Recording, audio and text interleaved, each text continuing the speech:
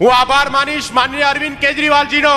કે જેણે આ સરસ મજાનું પ્લેટફોર્મ ગુજરાતની જનતાને આપ્યું છે, ગુજરાતના યુવાનોને આપ્યું છે, ગુજરાતના યુવાનોને ગુજરાતની રાજનીતિમાં આવી ગુજરાતને ભાજપની ગુલામીમાંથી મુક્ત કરવાની તક આપી છે। ત્યારે આપણા સૌની જવાબદારી કે ગુજરાતની અંદર આગામી દિવસોની અંદર આપણે ગુજરાતની જનતામાં જાગૃતિ લાવીશું, છેલ્લામાં છેલ્લા વ્યક્તિ સુધી જશું અને ગુજરાતની અંદર આ એક નવી પાર્ટી, એક નવો વિકલ્પ જે છે એને સત્તામાં લાવવાનું કામ કરીશું। સાથીઓ,